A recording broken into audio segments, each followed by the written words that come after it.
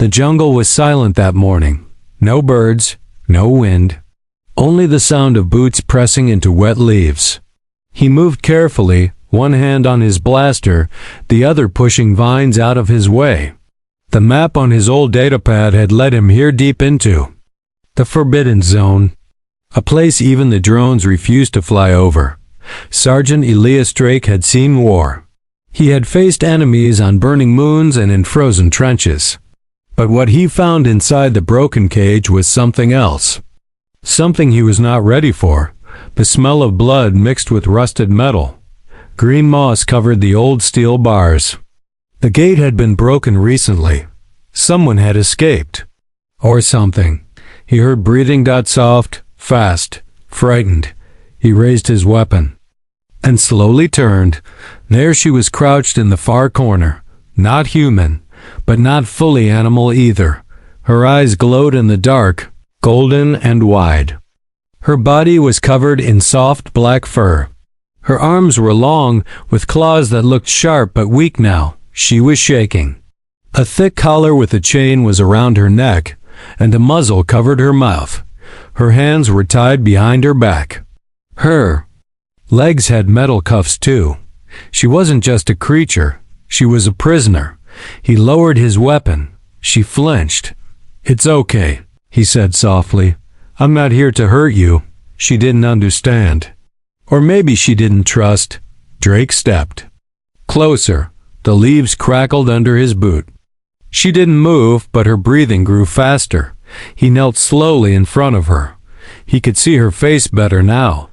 Behind the dirt and scratches, she was beautiful. Strange, but beautiful. Her ears twitched like a frightened cat, but her eyes never left his. He reached out. She growled a low, broken sound behind the muzzle. "I'm not like them," he whispered. "You don't deserve this." He looked at the shackles. They were tight. Old alien tech, not human-made.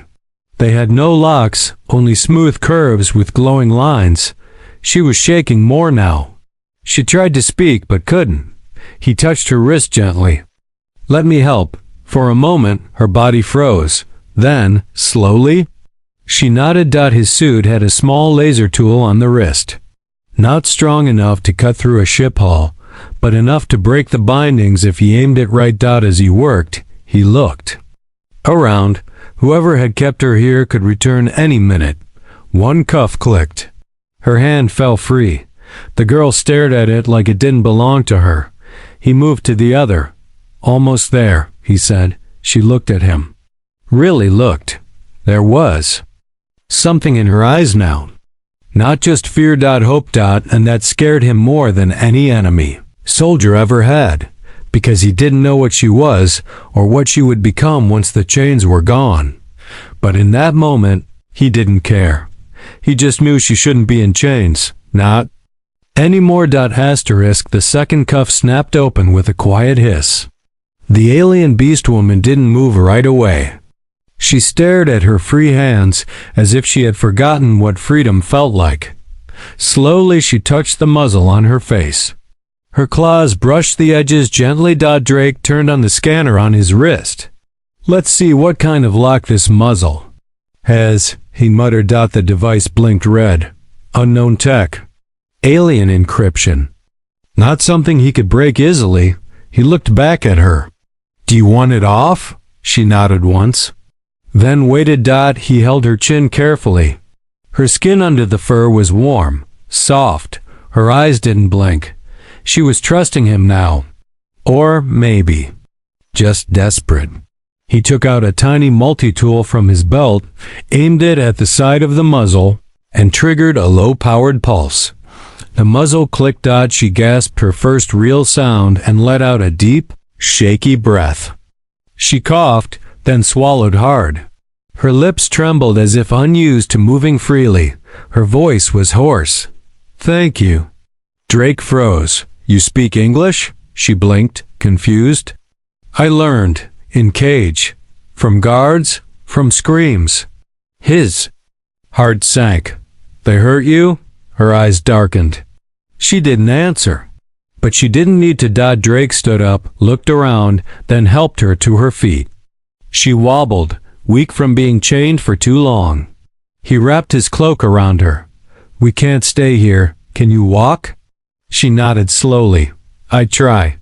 They moved through the jungle, branches brushing past them, light breaking through the leaves above. She stayed close behind him, limping slightly, still scared. But she didn't stop. Suddenly, a sharp whine pierced the air. Drake grabbed her arm and pushed her behind a thick tree. Down. A red light swept over the jungle floor. A drone, scouting, searching. They held their breath. The drone hovered. It scanned the area, then moved on. Drake sighed with relief. They're hunting you, he said. Always, she whispered. Since I was taken, since I fought back. You fought back? She nodded slowly. They came to my planet, took many of us, sold us. I broke a soldier's arm. They called me Beast, locked me up. I was supposed to be next. Next for what? She looked away. Auction. Drake's fists clenched. He had heard rumors. Illegal alien trade rings, sold like slaves. Treated like animals. You're not a beast, he said. You're brave. She looked at him. You're different. No fear in your eyes. Why? Because I see someone worth saving, he said. Moment passed. Then she smiled just a little. It was the first time her face looked free. Drake turned and led the way. But deep in the jungle, glowing red eyes watched from the shadows. Someone had found the broken cage, and they were coming. The jungle was thick with silence again, but now it was not peaceful. It was waiting. Elias Drake could feel it. Something was behind them. Not far, maybe 2, maybe more. Trained footsteps, careful, watching, he whispered. They're close. The alien girl beside him nodded. Her ears twitched. Her golden eyes glowed slightly in the shadow. 2 hunters. 1 drone. They have weapons. You can smell them? She gave a small nod. And hear heartbeats. Drake raised an eyebrow. Remind me not to lie to you. She gave a small smile again, but it disappeared fast. The jungle around them thickened with tall, vine-covered trees. The path ahead was muddy and slow. Drake knew they had to lose their pursuers before nightfall. If not, they were as good as caught. We'll head for the cliff pass, he said. As a cave system, old smugglers used it during the war. I know it, she whispered. Many bones there. Let's try not to add ours. They moved faster. The alien girl was still weak but pushed herself forward. Every few steps she glanced back. She didn't speak much, but she listened. Every sound, every crack, every whisper in the leaves. Suddenly, a blast hit the tree behind them, exploding bark and flame. Drake pulled her down. A second blast burned past them. The hunters were here. 2 men in black armor stepped from the shadows. Long barrel plasma rifles aimed at them. Their visors glowed red. One of them shouted, "Stand down! Hand over the asset." Drake stood in front of the alien girl, raising his hand slowly. She's not an asset. She's a person. She's property, the second hunter growled. Walk away, soldier, or die like her kind. Drake's jaw clenched. He wasn't a soldier anymore. But old habits were hard to kill. The alien girl stepped beside him. Let me fight. No, he said quickly. You're still weak, she growled low. They hurt my sisters. They locked my people in cages. I won't run again. A hunter stepped forward. Drake moved fast, firing from his hip. His blast hit one hunter's rifle, knocking it from his hands. The alien girl lunged forward like a shadow, silent and fast. She leapt onto the other hunter, knocking him down with surprising strength. Her claws tore across his chest plate. The first hunter grabbed his knife. Drake tackled him before he could swing it. The two fell hard to the ground. Leaves flew everywhere. Drake fought dirty. He smashed the hunter's head into the ground, grabbed the knife, and shoved him back. The alien girl stood over the second hunter, her claws at his throat, but she didn't kill him. She looked at Drake. "We should go." He nodded. "Fast." They ran again, deeper into the trees. The hunters didn't follow. Not this time. As they reached the edge of a cliff, the sky opened before them. A deep valley stretched wide, and below it, the mouth of the caves waited in the rocks. Drake looked back once more. "We're not safe yet," he said. "No," she agreed. "But now, I'm not afraid." And for the first time, she stood tall. Not as a prisoner, but as something more. The wind howled as they climbed down the rocky slope into the hidden valley. Loose stones rolled under their boots, and the sky above began to darken. The sun was setting fast. Drake helped her down slowly, holding her arm to steady her steps. Didn't complain, even though her legs were shaking. "We'll rest inside the cave," he said. "Then I'll send a signal. Maybe someone can extract us." She looked at him. "Your people will help me?" Drake stopped walking. He thought about it. The truth was, he didn't know. The military had rules. The kind that treated beings like her as bio-threats or unknown assets. "I'll protect you," he said, "no matter what." She stared at him for a moment, then nodded. Inside the cave, it was cool and dark. The entrance was wide, but the tunnel narrowed quickly. Strange symbols were carved into the stone walls, old writing from smugglers or maybe something older. Drake lit a small lamp from his pack and set it on a rock. The girl sat by the fire, her knees pulled up to her chest. "What's your name?" he asked. She looked down. "My kind don't speak names like yours, but the guards called me Kira." "Kira," he repeated. "It suits you. What's yours?" "Drake."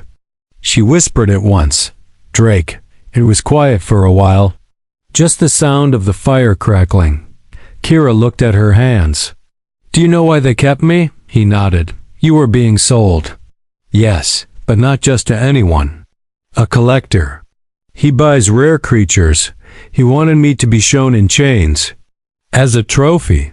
My pain was part of the price." Drake clenched his fists. "You shouldn't be treated like that." Kira's golden eyes locked on his. No one ever said that before. Suddenly, there was a deep rumble in the cave walls. A sound like metal grinding against stone.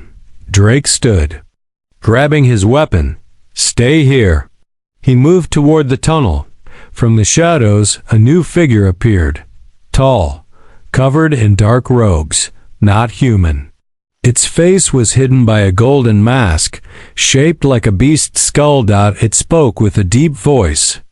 "You took what is mine." Drake aimed his blaster. "She's not yours. She is rare, strong, born from ancient blood. She belongs to the market, to the Empire." Kira stepped forward. "I belong to no one." The masked figure raised its hand. Behind it, two large beasts stepped from the dark. They looked like armored wolves with red eyes and silver claws. "You can't stop them both," the voice hissed.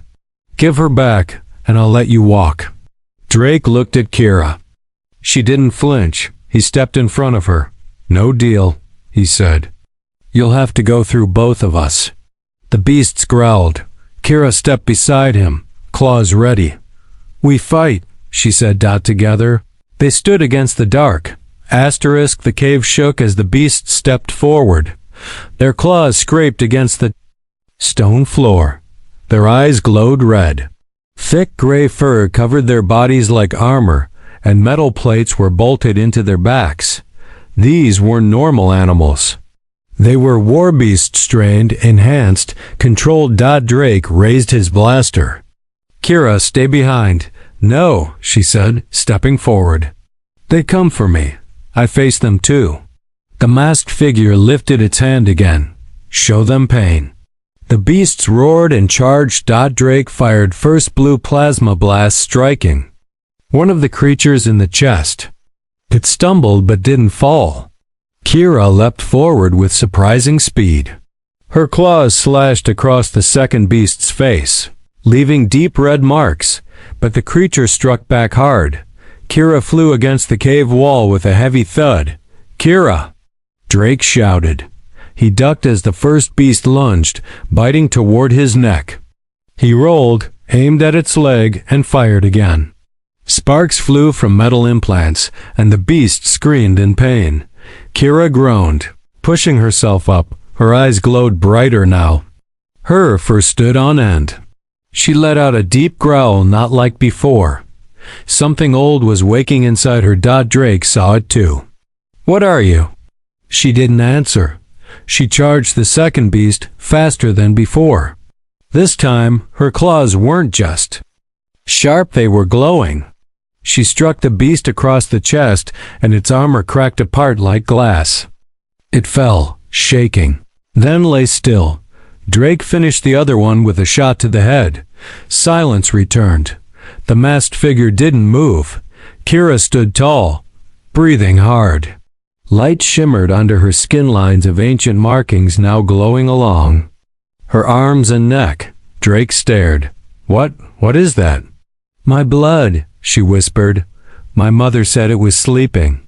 She said one day it would wake when I needed it most." The masked figure stepped back. "So, it's true. You are one of the first claws."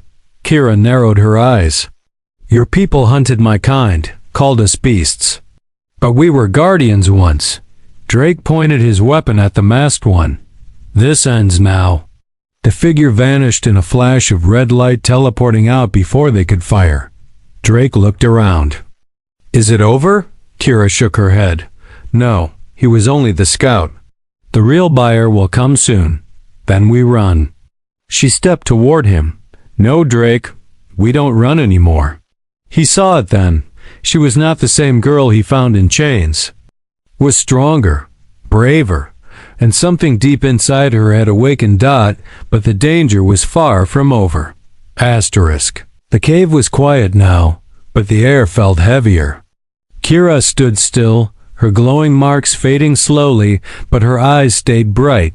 She didn't speak. She was listening again. Drake watched her closely. "What do you hear?" "A ship," she said. "Coming fast. Bigger. Loud engines." "He's here." Drake moved to the mouth of the cave and looked up into the darkening sky. A black shadow passed over the clouds. Then a huge alien vessel appeared, shaped like a blade. It hovered above the valley, glowing with blue engines. Its light scanned the jungle floor. Kira stepped beside him. "That's the collector's ship, the one who bought me. And now he's come to take you himself," Drake said. She nodded. "He thinks I'm weak." "Still a chained pet?" "Then let's show him you're not." A beam of red light hit the rocks near them. Dust and fire sprayed into the air. They ducked. A metal pod dropped down from the ship and opened slowly. From inside, a tall alien stepped out. He wore gold armor, his face covered with jewels and breathing tubes. His eyes glowed with a dull green light. He walked like a king who thought the world belonged to him. He looked at Kira. "So this is the creature they said fought back." Drake aimed his weapon. "She's not a creature." The collector laughed. "She was bought. She was caged. She was mine. And you, human, you are nothing." He raised a strange device, glowing and humming. "Step aside or be turned to ash." Kira stepped forward. "I was caged, but I was never yours." The markings on her arms lit up again, brighter this time. The cave walls vibrated. The very air around her shimmered. The ground shook under her feet. The collector's smile faded. "You are first claw," he said quietly. "Your kind were destroyed?" "No," she said. "We were hidden, waiting." She raised her hand and light exploded from her skin. A wave of golden energy hit the collector's weapon, melting it into smoke. He fell to his knees, shaking.